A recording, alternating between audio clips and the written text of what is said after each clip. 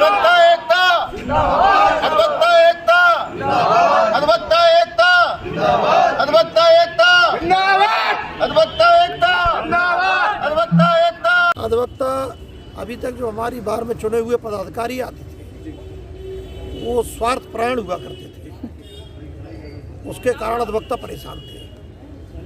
अब अधिवक्ताओं को परेशानी नहीं होगी और किसी अधिवक्ता को हमने उस दिन भी कहा था, वो आज भी कह रहे हैं कि अगर किसी ने उंगली पकड़ ली तो हम उसका हाथ तोड़ने का काम करेंगे। और ये जो मुल्य में हमारे हमलावर वकील थे, ये जब सब समाज के सामने और जिले के सामने आएंगे अब आप लोगों को पता लगेगा कि वकीलों की ताकत क्या है। एक एक अधिवक्ता अपने आप को गौरवान्वित महसूस कर रहा है। आज जब हम भाई विवेक वाजपेयी के चैम्बर में बैठे थे, मेरे पास फ़ोन आया कि झांसी के यशस्वी अध्यक्ष चंद्रशेखर शुक्ला जी एक अधिवक्ता भाई के जान की रक्षा के लिए, अपराधियों को पकड़ने के लिए आमरण अनशन पर बैठे, तो हम मुकेश अग्रवाल और सारे साथी विवेक वाजपेयी के साथ ही आए और इनकी जो भावना हमने देखी, ये चाहते हैं कि अधिवक्ताओं का वही सम्मान फिर से कायम हो जो डॉक्टर राजेंद्र प्रसाद जी के समय में था। एक समय में था कि जो एक वरिष्ठ IAS अधिकारी हो, IPS अधिकारी हो, उससे भी कई गुना सम्मान अधिवक्ताओं का होता था।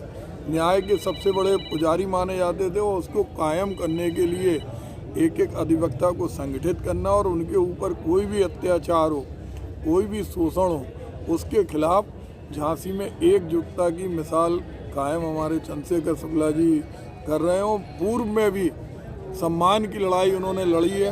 पूर्व में जो हम लोगों ने देखा कि किसी अधिकारी ने अगर अधिवक्ताओं का सम्मान नहीं किया तो वो अधिकारी के सामने नहीं झुके।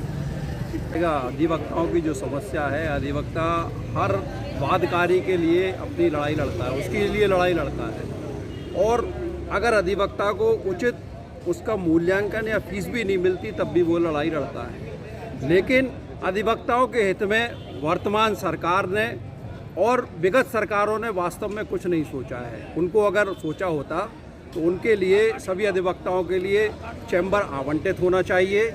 इसके अलावा सबसे महत्वपूर्ण चीज़ है, जो अधिवक्ता समाज में अपने आप को सुरक्षित महसूस करेगा, एक अधिवक्ता का परिवेश भी अलग समाज से बनाया गया है। उसके लिए एडवोकेट प्रोटेक्शन एक्ट की आज सबसे ज़्यादा आवश्यकता है।